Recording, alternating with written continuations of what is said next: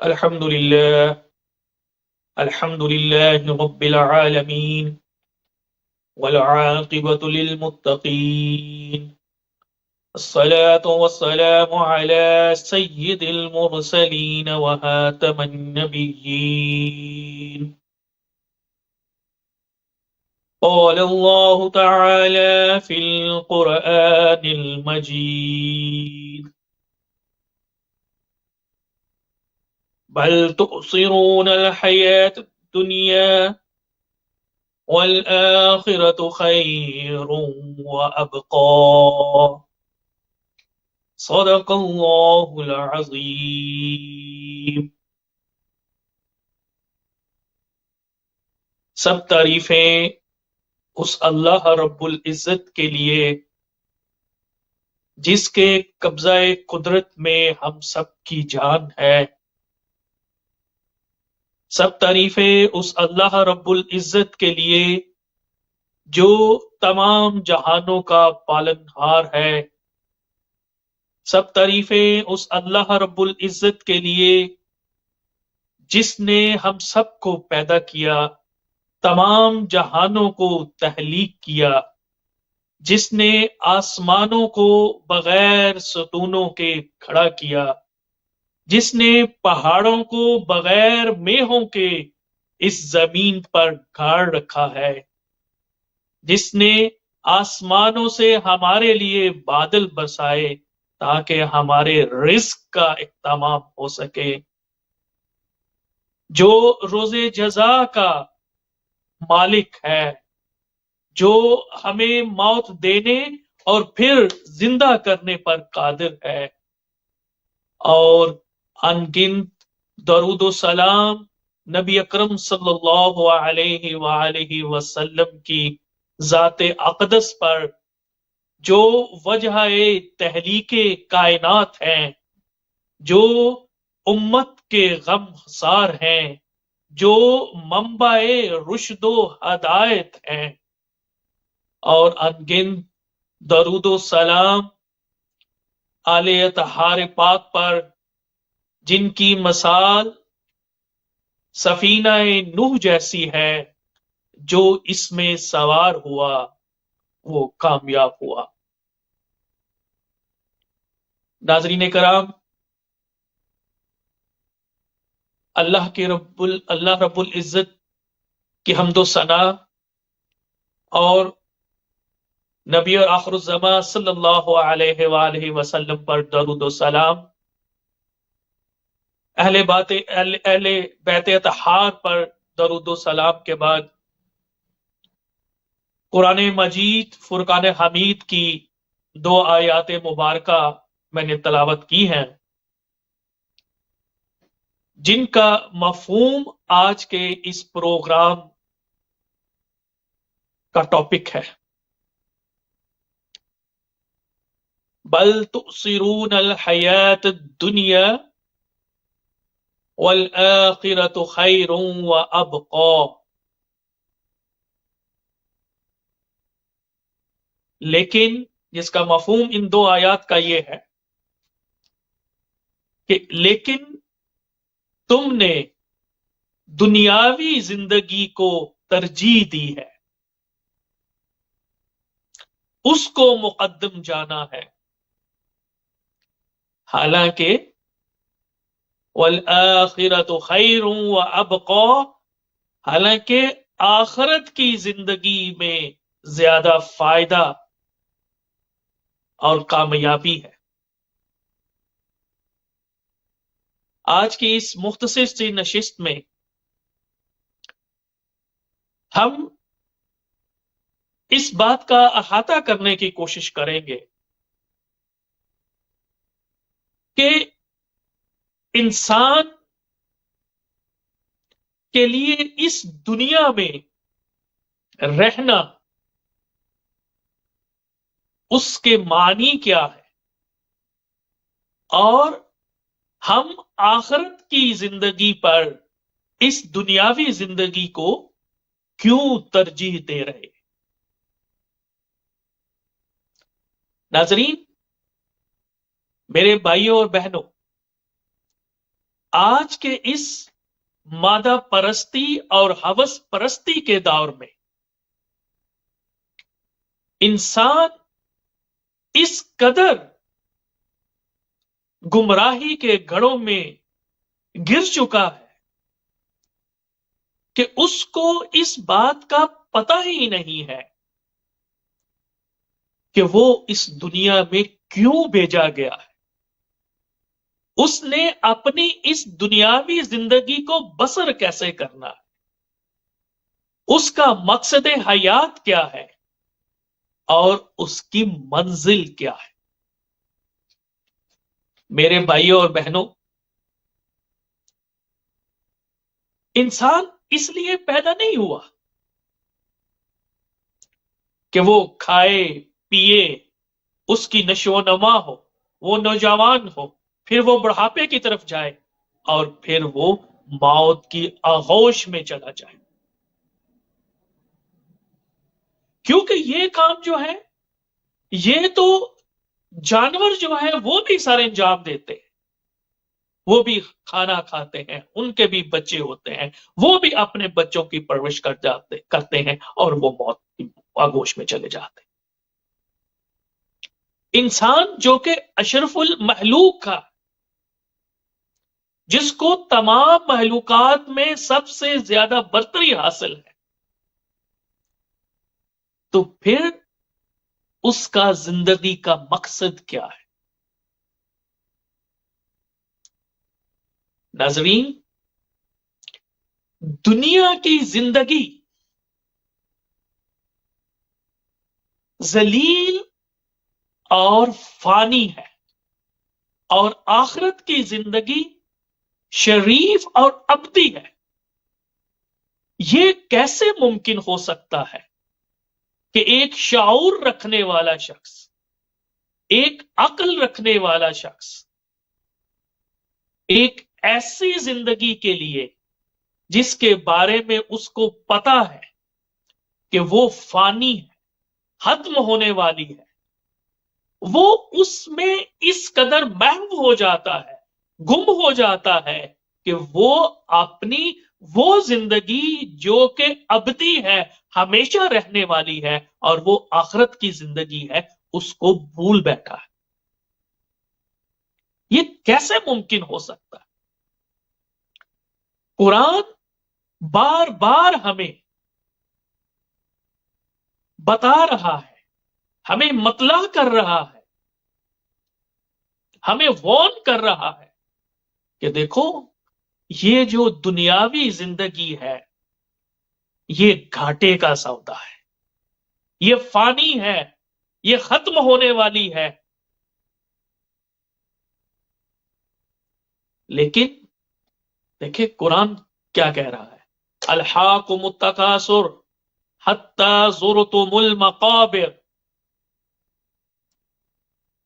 کہ انسان کا لالچ جو ہے وہ اس وقت تک جاری رہتا ہے جب تک کہ وہ قبر میں نہیں پہنچ جاتا۔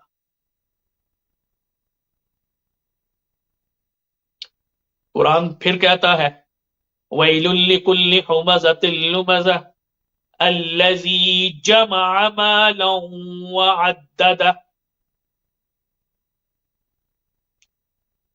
قرآن ہمیں بتا رہا ہے کہ تباہی ہے، ہلاکت ہے، نقصان ہے، گھاٹا ہے اس شخص کے لیے جو مال اکٹھا کرتا ہے اور اس کو جمع کرتا رہتا ہے۔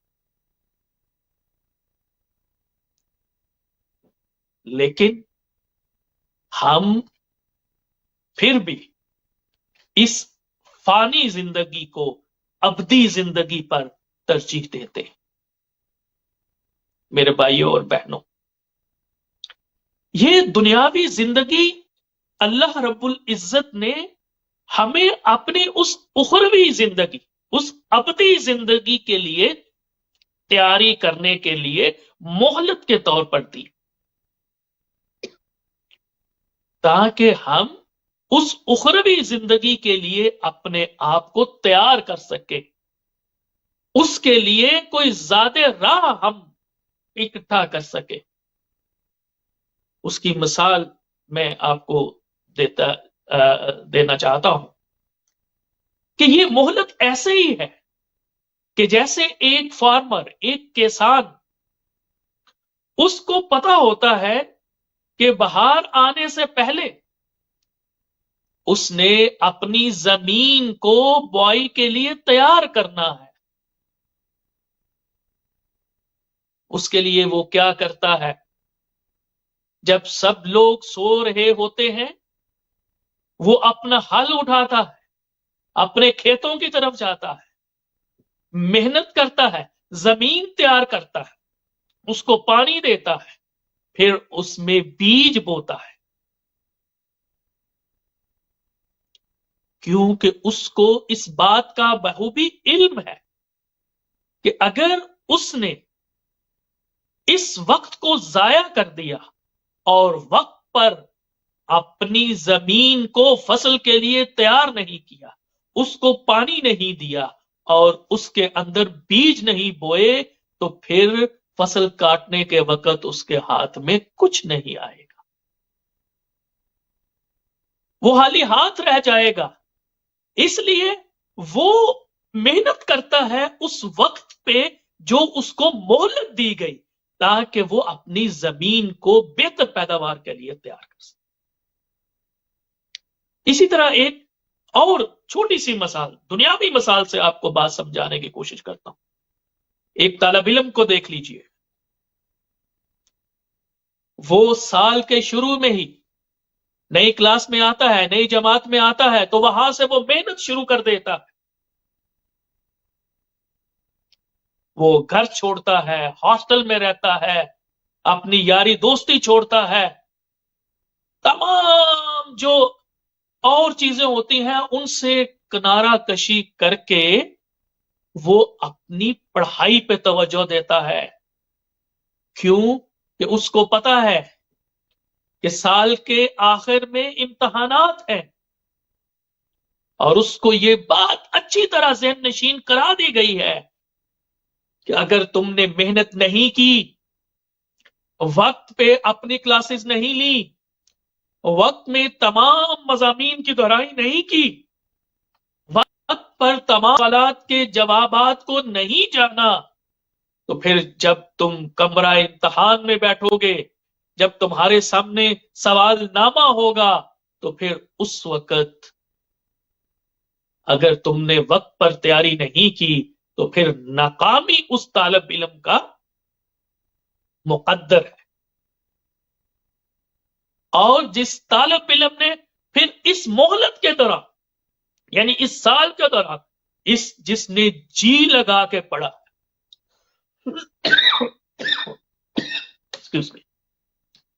جس نے جی لگا کے پڑھا ہے، محنت سے پڑھا ہے، تمام دنیاوی چیزوں کو پس پش رکھا ہے اور صرف اپنے مقصد کو سامنے رکھا ہے، اور اس کا مقصد یہ تھا کہ میں اپنے امتحان میں فلائنگ کلر سے پاس ہو جاؤں. اور اب محنت کے بعد وہ جب کمرہ امتحان میں جائے گا تو کیا ہوگا؟ ساتھیوں، دوستوں، بھائیوں، بہنوں، وہ اپنے تمام سوالات کے جوابات بخوبی دے گا، کیونکہ اس نے اس مہلت کے وقت میں، اس وقت میں اس نے محنت کی. اس لیے یہ بہت ضروری ہے کہ یہ جو دنیاوی زندگی ہے ہم اس کو سمجھ لیں. قرآن مجید اس کو بار بار ہمیں وارن کر رہا ہے. کبھی یہ کہہ رہا ہے کہ یہ لاو و لعب ہے، دنیاوی زندگی کھیل تماشا ہے. کبھی اس کو مچھر کے پر سے تشبیہ دی جاتی ہے، یعنی یہ اتنا مختصر ہے. میرے بھائیوں، میری بہنوں، یہ دنیاوی زندگی تو ایسی زندگی ہے جس کے بارے میں کیا ہم ایک شخص جو کھڑا ہوا ہے، کیا وہ پورے یقین کے ساتھ یہ بات کہہ سکتا ہے کہ وہ بیٹھ بھی پائے گا؟ کیا جو شخص بیٹھا ہوا ہے، کیا وہ پورے یقین کے ساتھ یہ کہہ سکتا ہے کہ وہ کھڑا بھی ہو پائے گا؟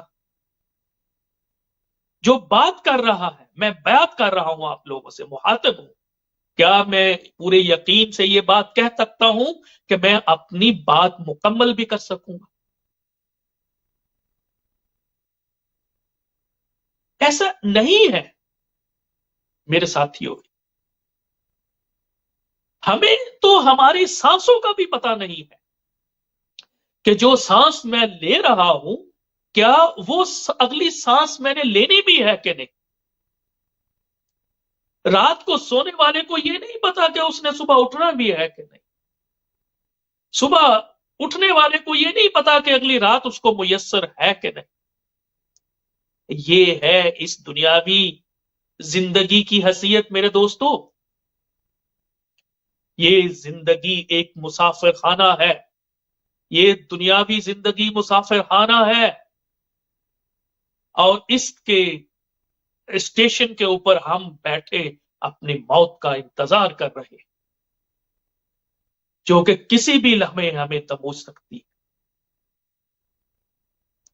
نبی اکرم صلی اللہ علیہ وآلہ وسلم کا ارشاد گرامی ہے کہ دنیاوی زندگی کی مثال ایسے ہی ہے کہ جیسے کوئی شخص اپنی انگلی جو ہے وہ سمندر کے پانی میں ڈبوئے اور اس کو باہر نکالے تو اس کے انگلی کے اوپر جتنا پانی لگے گا، یہ دنیاوی زندگی کی مثال ایسے ہی ہے میرے دوستو، میرے بھائیوں۔ نبی اکرم صلی اللہ علیہ وآلہ وسلم اپنے صحابہ کے ساتھ سفر پر جا رہے ہیں، ایک جنگل سے گزر ہوتا ہے، وہاں دیکھتے ہیں کہ ایک بکری کا بچہ مرا ہوا پڑا ہے، اس کی لاش گل سڑ چکی ہے اور اس میں سے بدبو آ رہی ہے۔ تو آپ آقائے دو جہاں صلی اللہ علیہ وآلہ وسلم اپنے صحابہ سے پوچھتے ہیں کہ آپ میں سے ہے کوئی جو اس مردہ بکری کے بچے کو خرید لے؟ تو صحابہ اکرام جواب دیتے ہیں کہ اللہ کے رسول، یہ تو مر چکا ہے، اس کے جسم سے تو بدبو آ رہی ہے، اس کو خریدنے کی تو بجائے اس کے تو پاس کوئی کھڑا نہیں ہو سکے گا۔ تو نبی اکرم صلی اللہ علیہ وآلہ وسلم نے فرمایا، اس دنیا کی مثال بھی اس بکری کے مرے ہوئے بچے جیسی۔ اب یہ جب سارے سائن، ساری نشانیاں قرآن، اللہ کے نبی ہمیں بتا رہے ہیں، تو پھر ایسی صورتحال میں اگر پھر بھی ہم اپنے آپ کو اخروی زندگی کے لیے تیار نہ کریں اور صرف دنیاوی زندگی ہی کو اپنا اوڑھنا بچونا بنا لگے، یہ بڑے افسوس کا مقام ہے، افسوس، صد افسوس۔ ہم اپنے آپ کو مسلمان کہلاتے ہیں، لا الہ الا اللہ پڑھنے والا کہلاتے ہیں، لیکن ہم نے اپنے آپ کو تعلیمات محمدیہ صلی اللہ علیہ وآلہ وسلم سے دور کر دیا ہے۔ آج ہمارا معیار وہ مادیت پرستی ہے۔ قرآن نے تو یہ کہا، قد افلح من تزکا وذکر اسم ربہ فصلی بل تؤثرون الحیاۃ الدنیا والآخرۃ خیر وابقی۔ لیکن ہم نے کامیابی کا معیار کیا بنا لیا؟ ہم یہ دیکھتے ہیں کہ کس شخص کے پاس دولت کتنی ہے، اس کا بینک بیلنس کتنا ہے، وہ کون سی گاڑی میں سفر کرتا ہے، وہ کون سے برانڈ کے کپڑے پہنتا ہے، اس کا گھر کتنے کینالز کے اوپر، کتنے اسکوائر فٹ کے اوپر اس کا گھر ہے۔ یہ ہم نے اب اپنا معیار مقرر کر دیا۔ اب جب کوئی بچہ بچی کے رشتے کی بات ہوتی ہے تو وہاں پہ بھی جو چیزیں دیکھی جاتی ہیں وہ یہی چیزیں،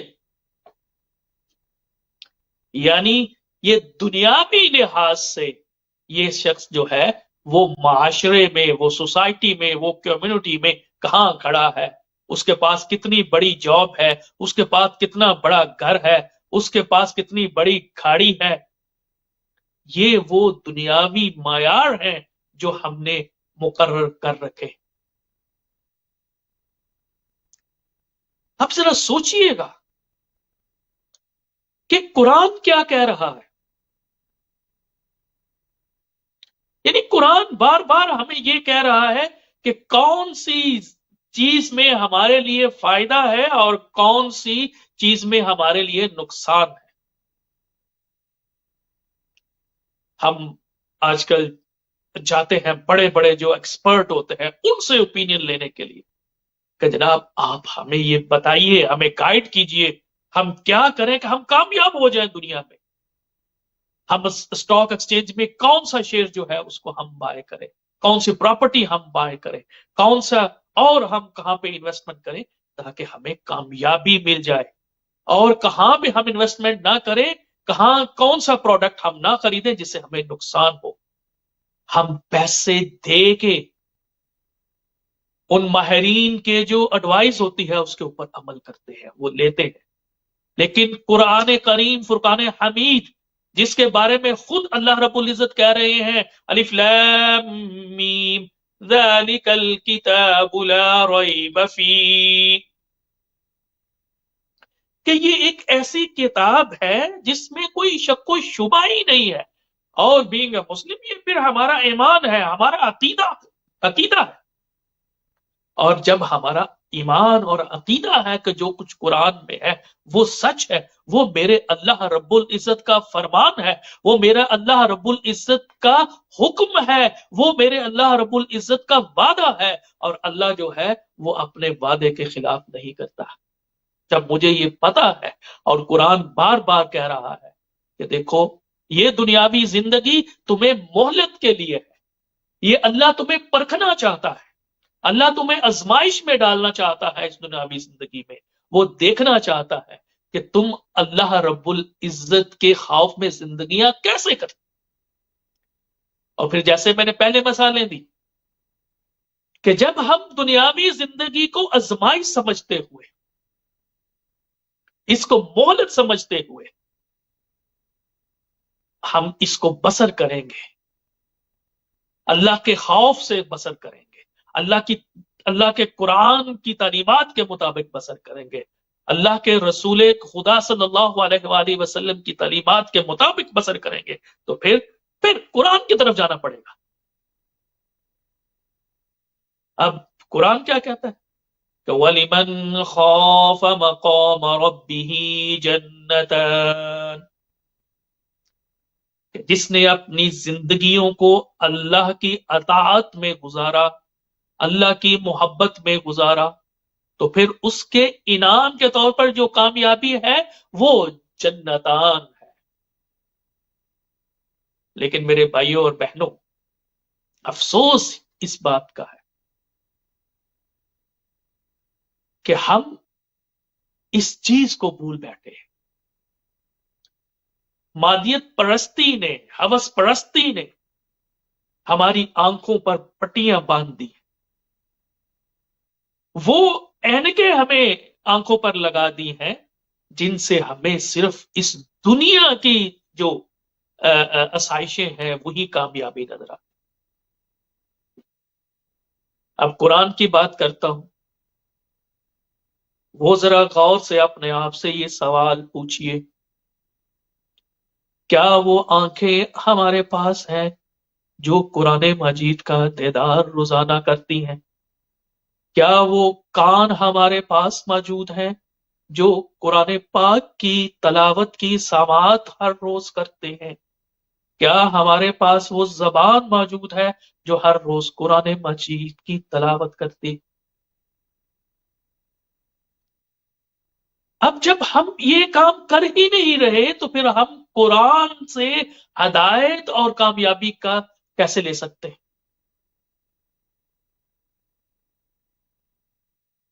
اگر جیسے میں نے ابھی مثال دی کہ اگر آپ نے ایڈوائز لیتے ہیں پھر اس کے اوپر عمل کرتے ہیں، تو یہ جو قرآن ایڈوائز آپ کو کر رہا ہے تو پھر اس کے اوپر آپ کو عمل کرنا ہے، پھر جا کے آپ اپنی اخروی زندگی جو ہے اس کے لیے اپنے آپ کو تیار کریں گے۔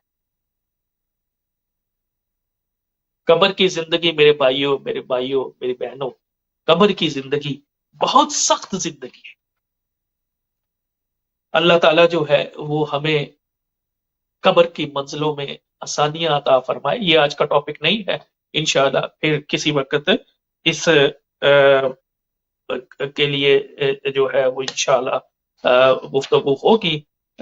آخر میں صرف اللہ پاک سے دعا یہ ہے کہ اللہ پاک ہمیں ایک بات اس میں ذہن میں رکھ لیجئے گا کہ دنیا کمانا کوئی گناہ نہیں ہے، دنیا کی خواہش رکھنا گناہ نہیں، لیکن اس کے پردے میں اخروی زندگی کو بلا دینا یہ ہماری بے وقوفی اور کم عقلی ہو۔ تو ہم قرآن میں ربنا آتینا فی الدنیا حسنۃ وفی الآخرہ، کہ ہم اللہ سے دنیا کی بھی بھلائی چاہتے ہیں اور آخرت کی بھی بھلائی چاہتے ہیں۔ اور دنیا کی بھلائی کیا ہے؟ دنیا کی بھلائی یہی ہے میرے دوستوں، میرے بھائیوں، میری بہنوں، کہ ہم اپنی زندگیوں کو جو اللہ نے ہمیں مہلت دی ہے اب اللہ کی اطاعت میں بسر کریں۔ اب اللہ کی اطاعت میں زندگی کو بسر کرتے ہوئے ہم حلال روزی کمانے سے اللہ نے منع نہیں کیا، کہا کہ جو مرضی کھاؤ، جو مرضی پیو، حلالا طیبا، حلال ہو، طیب ہو، وہ رزق نہ ہو، وہ زندگی نہ ہو جو تمہیں اللہ رب العزت کی محبت سے غفلت میں مبتلا کر دے، جو تمہیں آخرت کی زندگی سے غفلت میں، اور کیونکہ آخرت کی زندگی ابدی ہے، ہمیشہ کے لیے رہنے والی ہے۔ اور بھائیوں، یہ کہہ سکتا ہے، یہ کیسے ممکن ہے کہ ہم فانی چیز کے لیے، دنیاوی زندگی کے لیے تو ہر طرح کی تیاری کریں، لیکن جو ابدی ہے، ہمیشہ رہنے والی ہے، اس کے لیے اپنے آپ کو تیار نہ کرے۔ اللہ رب العزت مجھے، آپ کو اس دنیا کو مہلت کے طور پر فانی تصور کرنے کی توفیق عطا فرمائے، اور ہمیں آخرت کے لیے محنت کرنے کے لیے، اس ابدی زندگی کے لیے تیاری کرنے کی توفیق عطا فرمائے۔ وآخر دعوانا ان الحمد للہ رب العالمین۔